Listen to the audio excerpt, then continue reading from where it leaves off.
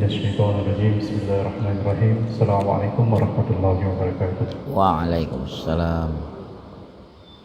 سبحان الله وبحمده عدد خلقه ورضا نفسه وزنة عرشه ومداد كلماته أشهد أن لا إله إلا الله وأشهد أن محمدا عبده ورسوله اللهم صل وسلم على سيدنا محمد الدر الأزهر والياقوت الأحمر والنور الأزهر والسر الله الأكبر أما بعد. Alhamdulillah, segala puji dan syukur kehadirat Allah Subhanahu wa taala atas nikmat iman dan Islam, dan juga tidak lupa salat dan salam kehadirat baginda Nabi besar Muhammad sallallahu alaihi wasallam beserta keluarganya, sahabatnya dan juga umatnya senantiasa istiqomah sampai zaman. Insyaallah saat lagi majelis Ittihad kita akan ada tausiah yang diisi oleh guru kita yaitu Ustaz Zaki Umar LC hafizahullah taala wa ahla. Sebelumnya izinkan akan menyampaikan satu buah pengumuman di mana di bulan Januari ini mulai 2022 insyaallah Masjid Ittihad kita bertambah beberapa guru yang akan mengajar secara reguler juga di Masjid Ittihad. Yang pertama di hari Ahad, pekan kedua pada sholat maghrib sampai selesai insyaallah akan diisi oleh Al-Ustaz Ar-Razi Hasim, Al-Ustaz Dr. Ar-Razi Hasim. Lalu dilanjutkan di hari Sabtu pekan ketiga pada sholat maghrib bulan Januari juga insyaallah akan diisi oleh Sayyid Ahmad Mustafa bin Syahab.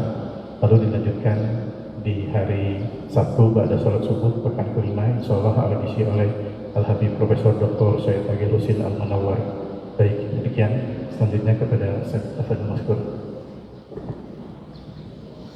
Al-Fatihah ila hadrati Sayyidina Muhammadin sallallahu alaihi wasallam, thumma ila arwah masyayikhina fid din wa masyayikh asyakhina wa abaina wa ajdadina wa ummahatina wa jaddatina wa azwajina wa zawjatina wa ikhwanina wa li muhaddits hadzal kitabil mubarak wa li man ammara hadzal masjidal mubarak annallaha yaghfiru lahum wa yarhamuhum wa yu'li darajatihim fil jannah wa ila hadratin nabiyyi Muhammadin sallallahu alaihi wasallam. Al-Fatihah. A'udzu billahi minasy syaithanir rajim. Bismillahirrahmanirrahim. Alhamdulillahi rabbil alamin. Arrahmanir rahim. Maliki yaumiddin. Iyyaka na'budu wa iyyaka nasta'in. Ihdinas siratal mustaqim. Siratal ladzina an'amta 'alaihim ghairil maghdubi 'alaihim waladdallin. Amin. Bismillahirrahmanirrahim. Alhamdulillahirabbil alamin. Wassalatu wassalamu ala asyrafil mursalin sayyidina Muhammadin wa ala alihi wa sahbihi ajma'in. Amma ba'du. Fa inna asdaqal hadithi kitabullahi ta'ala wa khairal hadiyyi hadiyyu Muhammadin sallallahu alaihi wasallam wa syarral umuri muhdatsatuha wa kulla muhdatsatin bid'ah wa kulla bid'atin dhalalah wa kulla dhalalatin finnar. Wa bis sanadil muttasili ilal imamil muhaddits Abi Zakaria Yahya ibni Syaraf An-Nawawi rahimahullahu ta'ala wa adaman naf'a bihi wa bi barakati ulumihi wa bikum fid daraini amin. Radhiyallahu ankum qala radhiyallahu an. Babul wasiyyati bin nisa'i. Bab berpesan kepada wanita. Qala Allah ta'ala wa 'ashiruhunna bil ma'rufi. Wa qala ta'ala wa lan tastati'u an ta'dilu bainan nisa'i walau harastum fala tamilu kullal maili fatadharuha kal mu'allaqah wa in tuslihu wa tattaqu fa innallaha kana ghafurar rahima.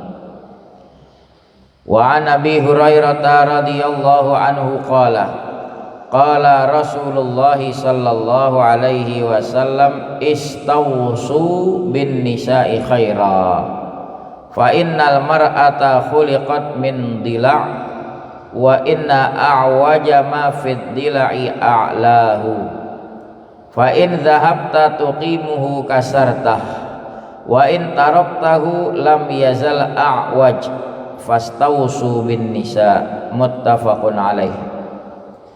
Wa fi riwayatin fis sahihaini al mar'u kaddila'i in aqamtaha kasartaha wa in istamta'ta biha istamta'ta wa fiha iwaj.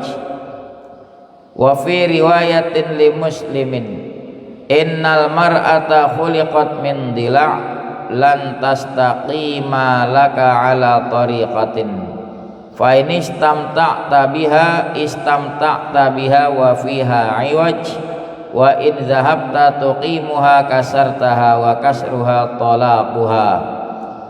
Qauluhu awaj huwa bi fathil aini wal wawi.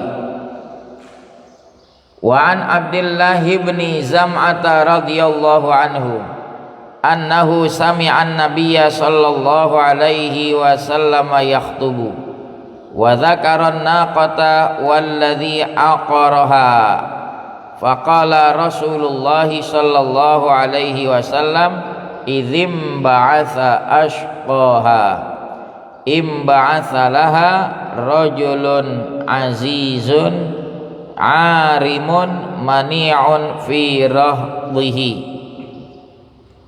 summa dzakara nisaa fawa'adha fihinna faqala ya'midu ahadukum fayajlidu imra'atahu jaldal 'abdi fala'allahu yudaji'uha min akhiri yaumih thumma wa'adhahum fi dhahikihim minad dhartati wa qala lima yadhaku ahadukum mimma yaf'alu.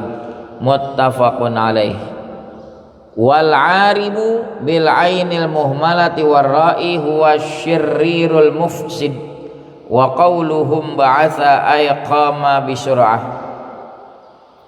Wa an Abi Hurairah radhiyallahu anhu qala qala Rasulullah sallallahu alaihi wasallam la yafraq mu'minun mu'minatan in kariha minha khuluqan radiya minha akhar au qala ghairahu. Rawahu Muslim. Wa qawluhu yafraq huwa bi fathil ya'i wa iskanil fa'i wa fathir ra'i ma'nahu yubghidu. Yuqalu farikatil mar'atu zawjaha wa farikaha zawjuha bi kasrir ra'i yafraquha bi fathiha ay abghadaha wallahu a'lam. Jamaah rahimakumullah, kembali kita mengkaji kitab hadis Riyadhus Shalihin. Sudah masuk pada bab yang ke-30 yang berjudul wasiat terhadap wanita. Ini wanita diperumpamakan seperti tulang rusuk yang bengkok. Kalau kau diamkan, dia akan bengkok terus. Kalau kau luruskan serta merta kau luruskan, dia patah. Artinya butuh proses untuk meluruskan tulang yang bengkok, butuh waktu perlahan-lahan. Begitulah Nabi memperumpamakan lelaki kepala rumah tangga bagaimana membimbing wanita istri dalam rumah tangga berproses, butuh waktu, tidak bisa cespleng langsung diluruskan. Ibarat tulang yang bengkok langsung dilempengin, patah. Patahnya apa? Cerai. Nanti kita lihat dalam hadis. Di sini dikutipkan satu ayat oleh Imam Nawawi, surah An-Nisa ayat 19 ayat kedua, yaitu An-Nisa 129. Qala Allah Ta'ala, berfirman Allah Ta'ala, wa ashiruhunna bil ma'ruf. Pergauli olehmu istri-istrimu dengan baik. Itu pesan dari Allah. Indah sekali ajaran Islam, bagaimana memperlakukan wanita. Istri diperlakukan, pergauli istrimu dengan ma'ruf, dengan cara yang baik. Wa qala ta'ala, ayat berikutnya An-Nisa 129 menerangkan, jangan sampai kamu punya kecenderungan kepada salah satu istrimu dengan menelantarkan istrimu yang lain. Nah, ini menarik. Ayat ini dibidik oleh orientalis dengan mengatakan ada ayat Quran yang suka kontradiksi, bertentangan. Satu ayat di surah An-Nisa memperbolehkan lelaki mempoligami perempuan. Di An-Nisa 129 dikatakan walan tastati'u an ta'dilu. Kamu nggak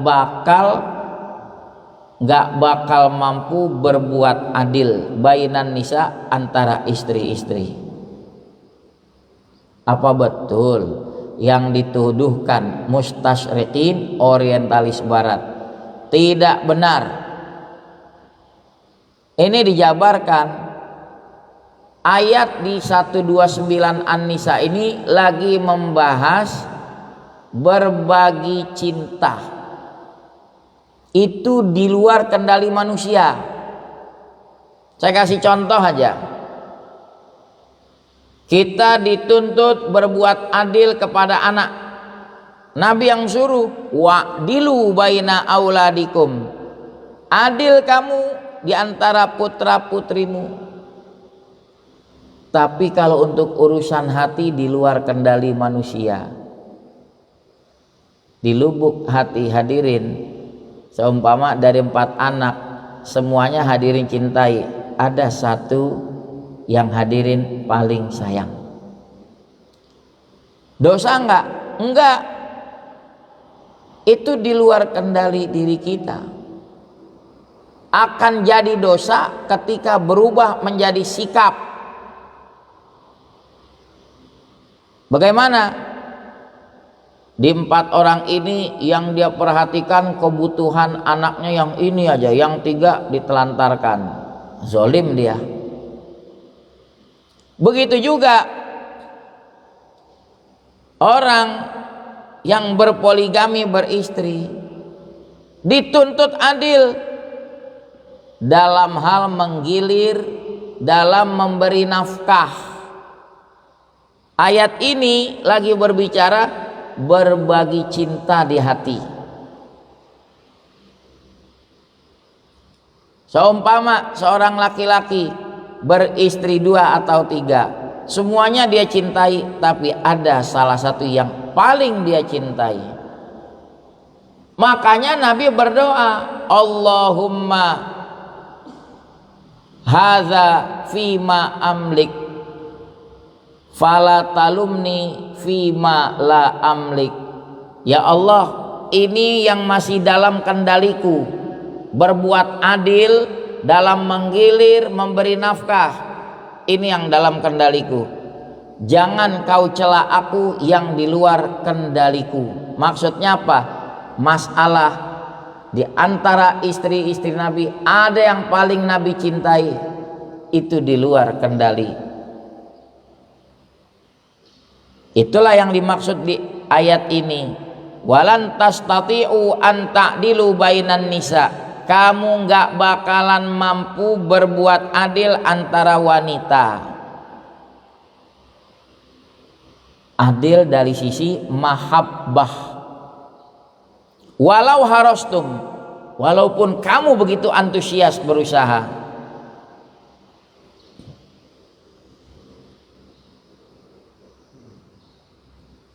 Seumpama istri yang tua bertanya, "Yah, siapa yang paling ayah cintai? Saya apa dia?" Ya pasti si bapak jawab, "Kamu." Nanti ngegilir sama yang muda, jawabannya, "Kamu." Gak mungkin dia ungkapkan isi hatinya. Kenapa?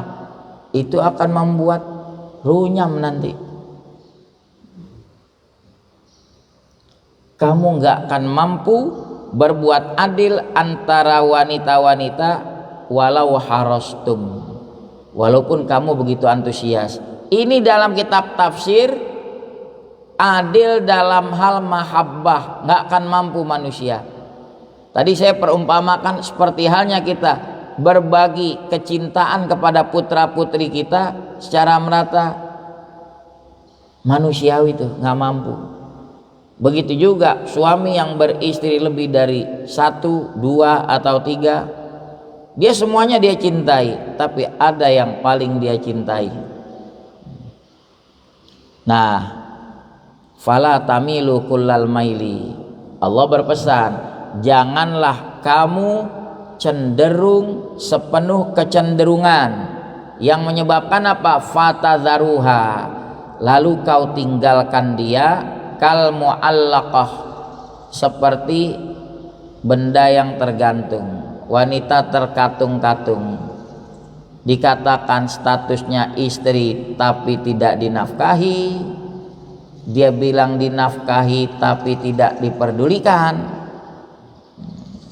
Nggak boleh. Wa in tuslihu wa tattaqu, jikalau kamu perbaiki dan kamu bertakwa, fa innallaha kana ghafurur rahima, sesungguhnya Allah adalah maha pengampun, maha penyayang. Di sini di dalam tafsiran dikatakan la taf'alu fi'lan taqsuduna bihi tafdil, jangan kamu melakukan satu perbuatan yang kau maksud melebih-lebihkan. Jangan kamu melakukan satu perbuatan yang dengannya kamu melebihkan salah satu istri, mengenyampingkan yang lain. Nggak boleh. Semuanya wajib dinafkahi. Lalu pengertian adil bagaimana? Adil dalam memberi nafkah, ya dia berikan sesuai kebutuhan. Seumpama istri yang pertama anaknya 3, ya kebutuhannya buat 3 orang sama istri. Istri yang muda anaknya baru 1, kebutuhannya ya untuk 1 anak dengan istri. Bukan diartikan adil nominalnya harus rata, bukan, sesuai tingkat kebutuhan. Saya perbandingkan lagi. Hadirin punya anak 3, 1 kuliah, 1 SD, 1 lagi TK. Supaya adil kasih jajannya sama 100.000. Menurut hadirin adil enggak? Yang kuliah pantas, yang TK apa sesuai kebutuhan dia? Dia nggak ngerti mengelola itu jajan sebesar 100.000 sehari. Jadi disebut adil, diberikan sesuai tingkat kebutuhan.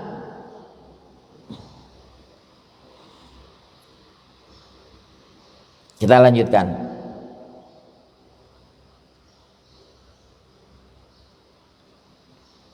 Fatadharuha, sehingga kamu hai para suami tinggalkan pasanganmu kal muallaqah, seperti wanita yang tergantung. Falahiyya dzatu zaujin, dia seolah tidak bersuami, walahiyya ayyim, tidak pula janda. Dibilang janda masih bersuami, dibilang bersuami seolah tidak bersuami. Nggak boleh lelaki memperlakukan wanita seperti itu.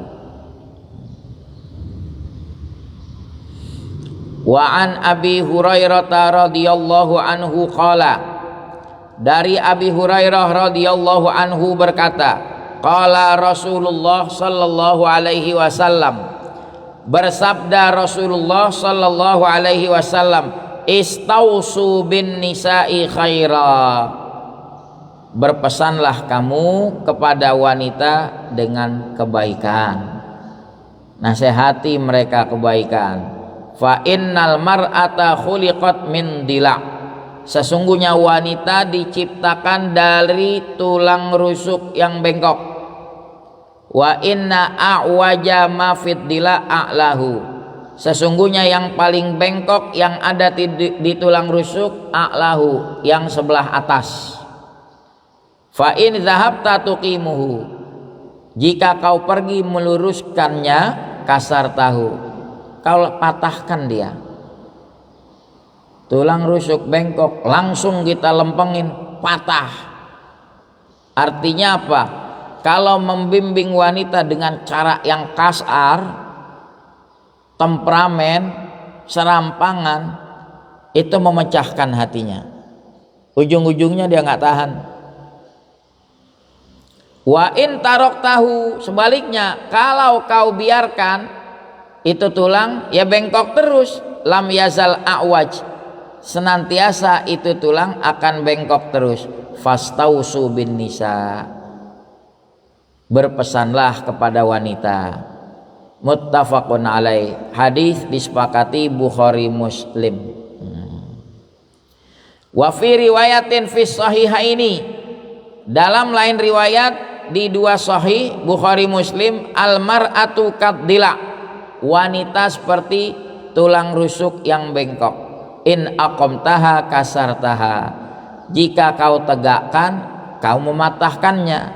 Wa in istamta'ta biha, jika kau bersenang-senang dengannya, istamta'ta, kamu bisa bersenang-senang. Wa fiha iwaj, tapi dia tetap bengkok terus. Artinya kalau kau tidak nasihati dia, dia akan berjalan dengan perangai yang buruk seterusnya. Kita jangan biarkan, nasihati, tapi cara menasihatinya dengan baik, bukan dengan kasar. Itu akan menyakiti dia.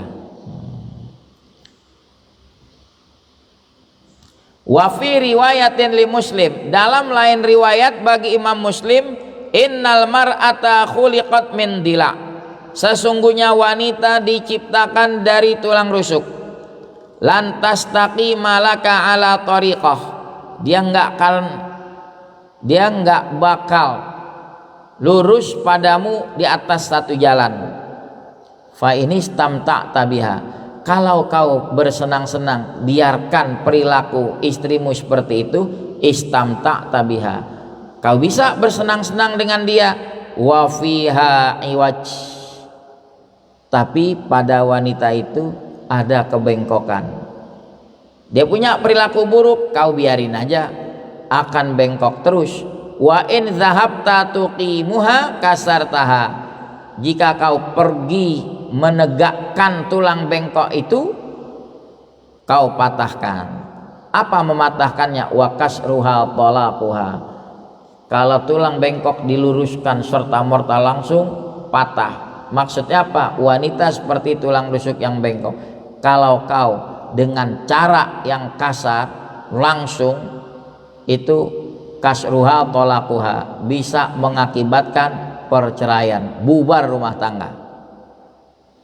Qauluhu awaj, dengan fathah ain dan waw, awaj.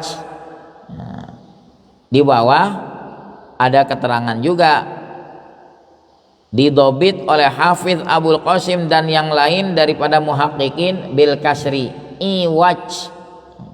Kenapa? Wa huwa shawabul jari ala ma dzakara ahlul lughah, itulah yang benar, yang berlaku apa yang disebut oleh ahli bahasa. Jadi di sini dibaca awaj, tapi ahli tahqiq bilang dengan kasrah iwaj, maknanya sama, bengkok. Kita lanjut hadis kedua. Seorang sahabat mendengar pidato Nabi Di antaranya lagi menyebut tentang eksekutor yang menyembelih ontaknya Nabi Soleh.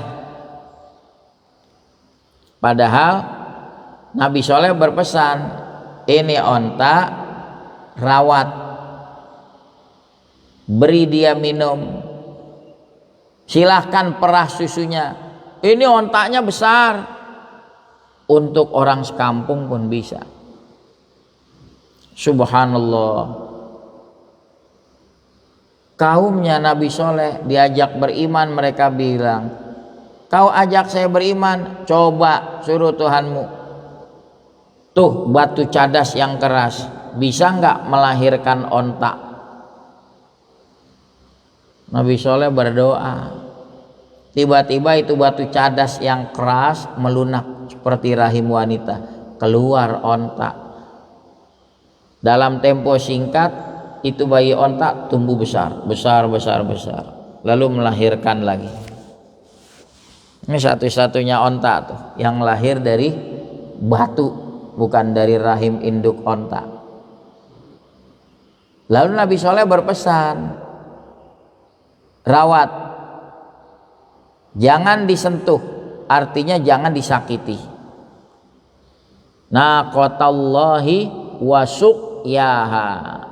Naqatallah maknanya ilzam naqatallah, pertahankan ini ontak milik Allah ini. Ada satu telaga besar, danau, itu buat kebutuhan minum kaumnya Nabi Soleh. Semenjak ada ontak, Nabi Soleh atur, karena ini ontak besar, kebutuhan minumnya banyak, di rolling, sehari buat ontak, sehari buat orang sekampung itu, hari berikutnya buat ontak minum. Hadirin, gajah saja yang ada sekarang sehari berapa kebutuhan minum? Bisa 150 liter lebih. Nah ini ontaknya Nabi Soleh lebih besar lagi. Diatur seperti itu, kata Nabi Soleh, silahkan nikmati susunya, itu dipernak, cukup buat orang sekampung. Cuma ada tokoh-tokoh dari kaumnya Nabi Soleh merasa gusar, ini birokrasi bertele-tele nih, Soleh ngatur-ngatur, orang biasa kita minum, nih gara-gara ini ontak nih. Jangan gara-gara ini ontak. Nabi Soleh sudah berpesan jangan disembelih. Akhirnya mereka merasa terusik gara-gara diatur jadwal minum, sembelih. Yang nyuruh tokoh-tokoh kaumnya Nabi Soleh, eksekutornya seseorang. Ya, dalam tafsir Jalalain, anak hasil zina, wal iyadzubillah. Apa katanya tuh? Fa'aqaruha, kan begitu kan? Naqatallahi wa suqyaha. Nabi Soleh berpesan, faqala lahum rasulullahi naqatallahi wa suqyaha fakadzabuhu fa'aqaruha. Mereka kaumnya nggak percaya, mereka mendustakan Nabi Soleh. Wa fa'aqaruha, digorok itu ontak, mati. Fadamdama alaihim rabbuhum bidzambihim fasawa. Turun balak bencana, dihancurkan mereka. Nah, ini pidato Nabi diantaranya itu. Kok hadis ini menyinggung itu, padahal babnya bab wanita. Perawi hadis lagi ingin menyampaikan diantara isi pidato Nabi menyinggung kaumnya Nabi Soleh, baru nanti menyinggung tentang wanita. Wa an Abdullah bin Zam'ah radhiyallahu anhu, dari Abdullah bin Zam'ah radhiyallahu anhu, annahu sami'an nabiyya sallallahu alaihi wasallam yakhtubu, bahwasanya Nabi Shallallahu Alaihi Wasallam berkhutbah. Wa dzakara, kata perawi hadis, Nabi menyebut-nyebut an-naqah walladzi aqaraha, menyebut tentang ontak betinanya Nabi Soleh dan orang yang menyembelih itu ontak. Faqala Rasulullah Shallallahu Alaihi Wasallam, maka bersabda Nabi Shallallahu Alaihi Wasallam, idzim ba'atha ashqaha, ketika bergegas bangkit orang yang paling sengsara. Siapa yang dimaksud? Imba'atha laha rajulun aziz, bangkit bergegas menuju ontak itu oleh seorang laki-laki aziz. Dia tokoh mulia. Arimun, apa arimun? Jahat, syirir, al-mufsid, yang suka membuat kerusakan. Dia tokoh tapi jahat. Mani'un fi rohti, dia punya kekuatan pada kaumnya, merasa berkuasa, maka dia suruh orang gorok itu onta. Yang nyuruh ini nih tokoh, eksekutornya sih seorang anak zina. Akhirnya mati itu onta, maka terjadilah bencana. Nah, kemudian di tengah pidato Nabi, di situ kata perawi hadis, summa zakaron nisa, kemudian Nabi menyinggung tentang wanita. Fawa'adha fihinna, Nabi memberikan mau'izah, nasihat tentang mereka, para wanita. Faqala, nah ini fokus hadis, makanya dimasukkan ke dalam bab ini. Di sini nih Nabi bilang, ya'midu ahadukum, bermaksud salah seorang kamu, fayajlidum ra'atahu, dia mencambuk istrinya, jaldal abdi, sebagaimana dicambuknya budak. Fala'allahu yudaji'uha, boleh jadi dia menidurinya min akhiri yaumihi, di akhir harinya. Artinya ya wanita jangan seperti itu diperlakukan. Memang kalau wanita nusyuz memperlakukannya ada langkah boleh memukul, tapi tahapannya fa'idhuhunna, nasihatin dulu. Kalau memang nggak ada perubahan, wahjuruhunna fil madaji, tinggalkan mereka dari pembaringan, bukan tinggalin rumah. Beda ruangan aja, beda kamar, tapi jangan ke kamar pembantu, ntar salah paham lagi. Kalau tidak berubah juga, wadribuhunna, kalimat fi'il amar itu bisa bergeser maknanya kepada ibahah, tergantung konteksnya. Di sini pukul mereka, maksudnya boleh pukul mereka, boleh pukul mereka. Di dalam tafsir dijelaskan batasannya, ghairu mubarrih, pukulan yang tidak membuat pecah kulit, tidak membuat cacat. Apa kira-kira? Ya bagian yang empuk, alat pukulnya empuk, sendal jepit dari karet, simbolis.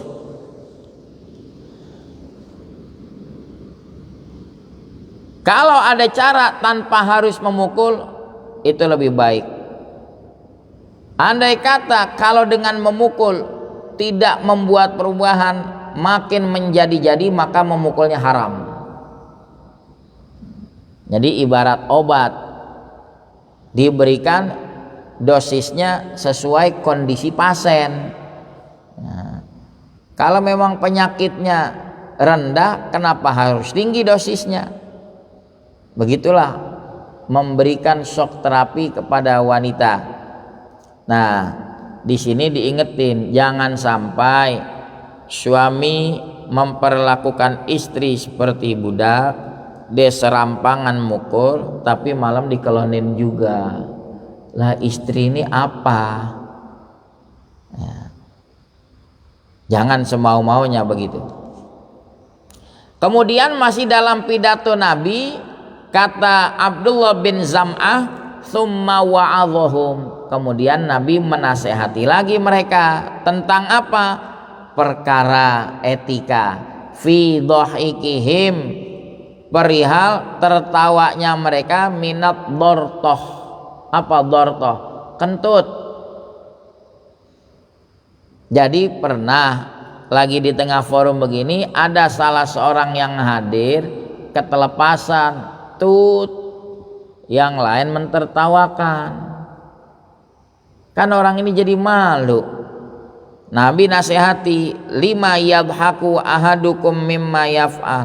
Kenapa sih salah seorang kamu tertawa tentang perbuatan yang dia sendiri juga pernah lakukan? Emang kita nggak pernah kentut, mentertawakan orang yang kentut? Boleh jadi memang dia nggak ketahanan, ketelepasan, mau diapain?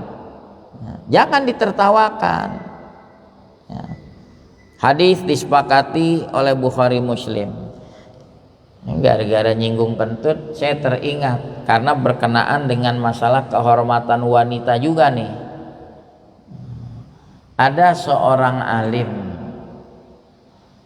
disebutnya Hatim Al-Asom. Ini menarik. Hatim Situli, ulama bergelar budak, padahal tidak budak.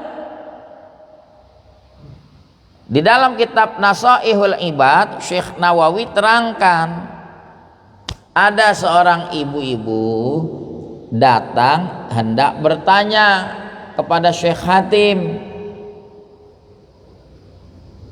Tengah-tengah bertanya, tanpa sengaja wanita ini kentut. Tut, waduh, dia merasa malu depan orang alim kentut. Untuk mencairkan suasana kaku tadi, Syekh Hatim bilang, "Maaf ibu, boleh diulangi pertanyaannya, saya kurang dengar."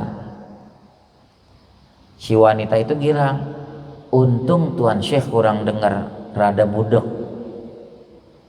Selamat saya kentut dia kagak dengar. Dia ulangi lagi pertanyaannya, udah dijawab puas, dia pulang. Dari situ wanita itu maksudnya begini, kalian kalau mau nanya ke Tuan Syekh rada kenceng, dia kurang denger, rada budek. Nah, semenjak itu dijuluki orang Hatim Al-Asom. Dia rela orang menjuluki dia Al-Asom, yang penting dia bisa melindungi kehormatan wanita. Sampai begitu, sampai di kitab disebut Hatim Al-Asom, padahal dia bukan tuli. Dijuluki gitu gara-gara apa? Dia rela berkorban. Kenapa? Wanita itu jadi nggak malu.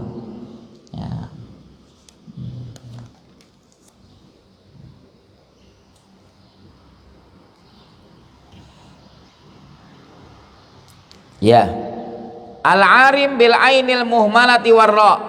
Arim dengan ain yang tidak bertitik dan dengan ra. Wa huwa syirrirul mufsid, orang jahat yang suka membuat kerusakan. Wa qauluhu imba'atha, arti imbatha ay qama bisur'ah, berdiri dengan sigap. Hadis terakhir. Wa an Abi Hurairah radhiyallahu anhu qala, dari Abi Hurairah radhiyallahu anhu berkata, qala Rasulullah sallallahu alaihi wasallam, la yafraq mu'minun mu'minatan, janganlah mukmin laki-laki membenci mukminah perempuan. Suami ini jangan serta-merta dia membenci istrinya, in kariha minha khuluqan, andai kata dia membenci satu perangai dari istrinya, radiya minha akhar, ada perangai lain istrinya yang dia senangi. Manusia nggak semuanya sempurna ya. Istrinya nggak bisa masak tapi pinter dandan, suaminya senang. Jadi kalau datang emosi, kesel sama istri, pikirin yang plus-plusnya dari istri. Jadi mereda itu emosi. Kalau dilihat yang buruk aja, repot nanti. Memang diri kita nggak ada perilaku buruk diri kita. Yang boleh jadi malah istri menutupi aib kita. Itu nasihat Nabi. Jangan sampai gara-gara satu perangai buruk istri dia benci, padahal masih ada perangai bagusnya. Istri nggak bisa masak tapi bisa jahit, pinter jahitnya. Atau istri pinter masak tapi kurang bisa dandan. Semua masing-masing Allah kasih kelebihan, dan ini memang dipasangkan sama hadirin sebagai suami untuk saling melengkapi. Makanya zaman dulu ada sepasang suami istri hidup berumah tangga. Istrinya wanita tercantik di zamannya, suaminya wanita buruk di zamannya. Buruk dalam artian fisiknya buruk. Hidup harmonis rumah tangganya. Satu waktu sang suami bilang, "Dek, abang sama adek insya Allah kita masuk surga." Istrinya bertanya, "Bagaimana bisa begitu, bang?" Ya, pertama Allah anugerahi abang istri secantik adek. Abang syukur banget, sujud syukur banget abang. Nah, kamu dapat suami kayak abang, kamu sabar amat. Lalu kata suaminya, orang syukur adanya di mana? Surga, bang. Orang sabar adanya di mana? Surga. Subhanallah. Kalau di dalam kitab Al-Yawaqit wal Jawahir, pinggirnya ada bab kitab Uqudul Lujain. Itu dibahas apa? Kalau wali-wali Allah dia beristri sengaja nyari istri yang jelek. Maaf, bukan menghina, bukan. Kenapa? Bagi dia memang untuk menguji keimanannya, kesabarannya. Bukan kelas kita itu. Ya. Istri udah cakep aja, kadang-kadang masih kurang puas, pengen nyari yang lebih. Itu kelasnya wali-wali Allah begitu. Kenapa? Saya jalanin sunnah, alhamdulillah bisa menikah. Saya berhubungan lewat cara yang halal, lewat menikah. Saya dapat anugerah keturunan lewat cara yang sah. Bagi mereka muka itu relatif. Apa yang disebut cantik hanya mukanya aja? Ada orang tidak mempermasalahkan, kenapa? Orangnya ridho, ikhlas, ya biarlah mukanya nggak cantik-cantik amat, tapi masih ada nilai plus yang lain. Jadi orang sabar adanya di mana? Di surga. Kalau seorang lelaki dapat pasangan istrinya biasa-biasa aja, sabar, orang sabar ada di surga. Tapi kalau dianugerahi pasangan hidup yang ganteng, syukur sama Allah ya. Kadang-kadang syukur juga masih was-was juga ibu-ibu, kenapa? Suaminya ganteng.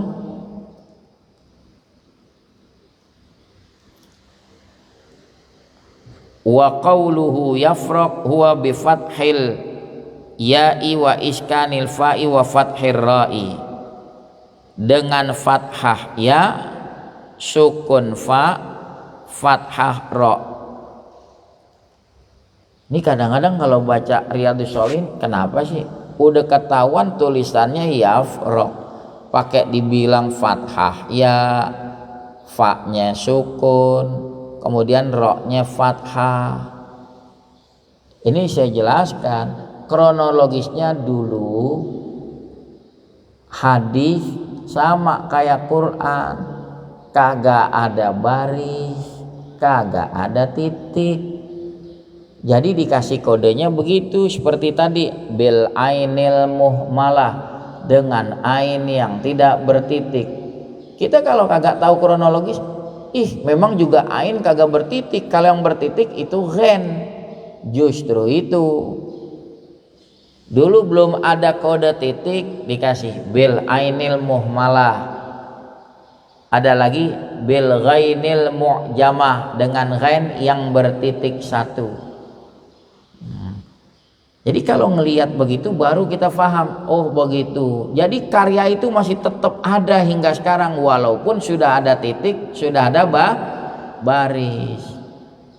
Zaman Nabi, zaman sahabat, jangankan hadis, Quran, titik kagak ada, baris kagak ada, fathah sukun kasroh. Makanya kalau memukul rata bid'ah repot. Kata Kiai Haji Syukron Makmun, saya dengar dalam satu ceramahnya, kalau pakai logika begitu, bid'ah terbesar adanya dalam Al-Quran. Kenapa? Quran zaman sahabat kagak ada huruf, kagak ada titik, nggak ada baris. Adanya di zaman tabi'in. Pelopornya Yahya bin Ya'mur. Alangkah baik diberikan rambu-rambu supaya generasi berikut membaca ini Quran tidak salah sebagaimana yang sahabat baca, yang Nabi ajarkan. Kasih Bismillahirrahmanirrahim, titiknya di bawah. Ar-Rahmani, nun titiknya 1 di atas. Ar-Rahimi, ya titiknya 2 di bawah. Hadirin coba bayangkan, kira-kira kalau hadirin hidup di zaman sahabat, titik kagak ada, baris kagak ada, jangan kata nggak ada titik, udah zaman gini hari ada titik ada baris, baca Qurannya masih apa? Masih belepetan gitu. Apalagi nggak ada titik, nggak ada baris. Jadi saya menyinggung itu supaya cair. Suka terkadang timbul pertanyaan, kenapa sih di karya hadis kayak gini masih disinggung begitu? Udah jelas ainnya fathah, pakai dibilang dengan fathah ain. Jadi melihat ke belakang dulu, begitu kronologisnya. Dulunya nggak ada titik, nggak ada baris. Jadi makna dari yafraq yubghidu, membenci. Yuqalu farikatil mar'atu zaujaha. Contoh dikatakan orang, wanita membenci suaminya, wa farikaha zaujuha, atau suaminya membenci dia. Bikasrir ra, farika, yafraqu bi fathiha, dengan fathah, abghadha. Wallahu a'lam. Mudah-mudahan 3 hadis yang kita baca bermanfaat. Fadhal. Terus pada jemaah yang bertanya silakan, sudah ada dari apa Bu yang bertanya.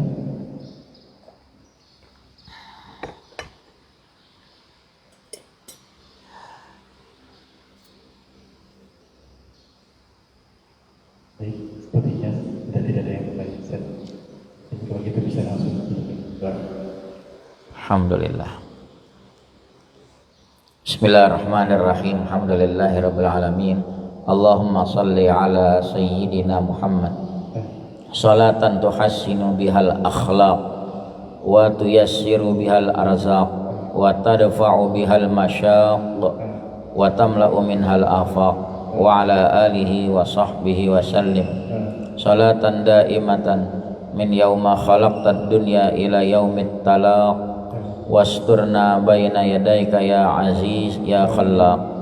Allahumma hdina bihudak waj'alna mimman yusari'u fi ridhaq wa la tuwallina waliyan siwak wa la taj'alna mimman khalafa amraka wa 'asaq fa hasbunallahu wa ni'mal wakil wa la haula wa la quwwata illa billahil aliyyil azim wa sallallahu ala sayyidina Muhammadin wa ala alihi wa sahbihi wa sallam walhamdulillahi rabbil alamin. Assalamualaikum warahmatullahi wabarakatuh.